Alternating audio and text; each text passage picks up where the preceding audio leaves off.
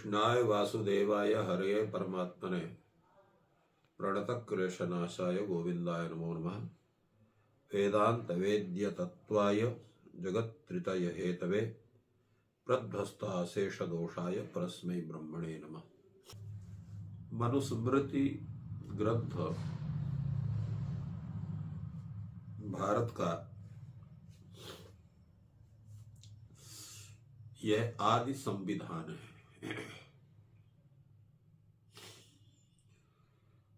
महाराज मनु यद्यपि प्रत्येक मनवंतर के मनु अलग अलग होते हैं, किंतु सृष्टि के प्रारंभ में जो प्रथम मनु हुए उनको स्वयंभुव मनु कहते हैं। साक्षात ब्रह्मा ने अपने योग बल से दाहिने हाथ से इन्होंने महाराज मनु को उत्पन्न किया था और बाम हाथ से इनकी पत्नी शतरूपा को उत्पन्न किया था और वहीं से मानवीय सृष्टि प्रारंभ होती है। इसलिए मनोरपत्यम मानवः कहा जाता है कि मनु के जो संतान है वही मानव कहे जाते हैं। मनु ने प्रशासन चलाने के लिए जिन जिन नियमों को स्थापित किया उसी का संपूर्ण संकलन करके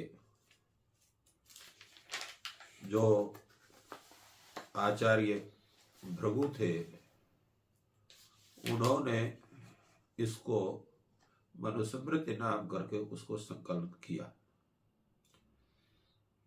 अब ये इसका उल्लेख कहाँ प्राप्त होता है कि मनुस्मृति जो है भगवान मनु जो है मनु से सुनकर के भृगु मुनि ने इसको संपादित किया, तो इसके विषय में जो है यथा मनुरोक्तम भृगु ऐसा करके याज्ञवल्क्य की जो मिताक्षरा टीका है जिसको विज्ञानेश्वर भट्टाचार्य ने कहा है उसमें उन्होंने लिखा है, इस चीज को कहा है स्वयं भुवो मनुर्धीमान निदम शास्त्रम कल्पयत, और इस तरह से उसके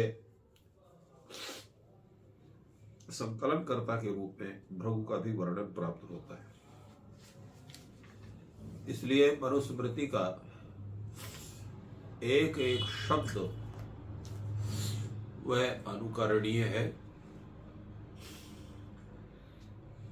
और हम लोग जो कहते हैं कि किसी समय भारत सोने की चिड़िया थी, तो उस समय भी जो संविधान था वो मनु का ही संविधान था। आज बड़े आश्चर्य और दुख की बात है कि लोग मनु को गाली देते हैं, मनुस्मृति ग्रंथ को लोग जलाते हैं और इतनी द्वेष भावना से युक्त हैं कि अपने हित को भी नहीं देख पाते। कोई अपने को स्वतः नीच समझता है, कोई अपने को स्वतः उच्च समझता है, कुछ केवल विद्वेष के स्वरूप को लेकर के बैठे हुए हैं कि मनु में इस तरह से हमारे जातियों के लिए कहा है, गलत कहा है, ये कहा वो कहा। उसका मुख्य कारण है कि इस ग्रंथ का अध्ययन ही लोगों ने नहीं किया। यहां तक कि मनुवादी भी एक गाली हो गई है। पूरे विश्व में 3 संस्कृतियां हैं ब्रह्मांड में कही। एक संस्कृति जिसको देव संस्कृति कहते हैं, एक मानव संस्कृति है और एक जो है वो दानव संस्कृति है, राक्षस संस्कृति हम जिसको कहते हैं। तो देव संस्कृति जिसको देवता लोग अपनाते हैं, वो देवताओं के यहाँ उनका वैदिक स्वरूप जो उनका है अपना निजी, वो है। और मनुष्यों के लिए मानव संस्कृति है, जिसमें वो प्रत्येक मानव होता है, चाहे वो ब्राह्मण हो, चाहे क्षत्रिय हो, चाहे वैश्य हो, चाहे शूद्र हो, चाहे म्लेच्छ हो, या कोई संपूर्ण धरातल के जितने भी मनुष्य हैं, सबके लिए वो मानव संस्कृति, मनुस्मृति ही उसमें मुख्य है। आज विश्व का ऐसा कोई संविधान नहीं है जिसमें जो अच्छी बातें हैं वो मनुष्य से न ली गई हो, परंतु हमारा अज्ञान, दुर्भिमान और द्वेष भावना हमें उस मनुस्मृति के सिद्धांतों को न जानने के लिए बाध्य करती है। आज सभी कोई प्रवक्ता बनना चाहते हैं, सभी कोई धर्म की व्याख्या अपने अनुसार करना चाहते हैं। तो जैसे आज संविधान की हम जो संविधान हमें नहीं, उसकी हम दूसरे ढंग से व्याख्या करके और अनाचार में प्रवृत्त होते हैं, उसी तरह से लोग जो ऐसी बातें हैं जो अनाचार को रोकती हैं, तो उसे हम द्वेष करके पूरे ग्रंथ से ही हम नफरत करते हैं, उसको हम गलत समझते हैं। यहां तक लोग कहते हैं कि मनुस्मृति में शूद्रों के लिए गलत कहा गया है, स्त्रियों को लिए गलत कहा गया है, अन्य लोगों की गलत कहा गया है, केवल ब्राह्मणों को, क्षत्रियों को, वैश्यों को अच्छा अच्छा कहा गया है। तो ये सब बातें जितनी है वो अज्ञानता के कारण है। जितने धर्मशास्त्र हैं वो सब के सब प्रत्येक के धर्मों को, कर्तव्यों को यथोचित ढंग से प्रतिपादन करते हैं।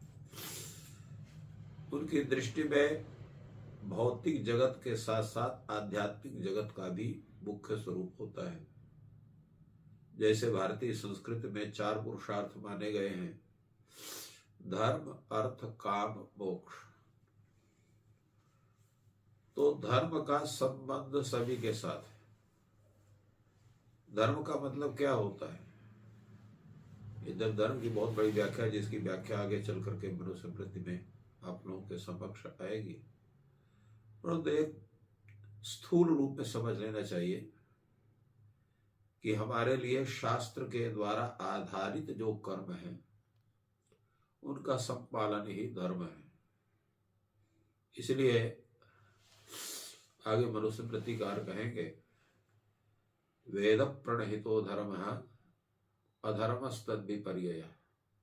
वेद के द्वारा प्रतिपादित जो सिद्धांत है वही धर्म है, उससे विपरीत अधर्म है। तो जहां प्राणी मात्र के हित का चिंतन बात कही जाती है, जहां पर रामायणकार खुद कहते हैं, पर हित सरिस धर्म नहीं भाई, पर पीड़ा सब नहीं अधमाही, परोपकार पुण्याय पापाय परिपीडन। ये सब जितनी बातें हैं ये सब धर्मशास्त्र में कही गई हैं। कुछ ऐसे स्थल हैं जिसको हर व्यक्ति नहीं कर सकता है, उसके लिए अधिकारी भेद की चर्चा होती है। कारण यह है कि प्रत्येक व्यक्ति सत्व, रज, तम इन तीनों गुणों से युक्त होता है। तो जो पूर्ण सात्विक है तो वही यज्ञ, यजन, विद्या संरक्षण, धर्म संरक्षण, धर्म प्रचार, धर्म स्थापन का कार्य कर सकता है। क्यों उसके लिए ऐसा कहा गया? क्योंकि उसकी जो बुद्धि होती है वो व्यापक बुद्धि होती है, पर चिंतन उसके अंदर अधिक होता है, स्वचिंतन अल्प होता है, अर्थात स्वार्थिक बुद्धि नहीं होती है। इसीलिए उन सत्वादि गुण विशिष्ट के रूप में सृष्टि के आदि में ब्रह्मा ने जब मानव सृष्टि प्रारंभ की तो अपने योग शक्ति के द्वारा मरीचि आदि वशिष्ठ आदि ऋषियों की उन्होंने जो है उत्पत्ति की। इसलिए अयोनिज हैं। और मरीच के ही फिर कश्यप हुए। कश्यप की स्त्रियों से जो वो स्त्रियां थी वो महाराज मनु की ही पुत्रियां थी, जिनके कारण ये संपूर्ण सृष्टि प्रारंभ हुई। मनु के, क्योंकि मनु के थे, दक्ष की कन्याएं थी। दक्ष भी भगवान के जो है ब्रह्मा के ही पुत्र थे। उनकी कन्याओं का, कुछ कन्याओं का विवाह जो है वो कश्यप से हुआ, कुछ का जो है चंद्रमा से हुआ। इस तरह से वहां से योनिज सृष्टि प्रारंभ होती।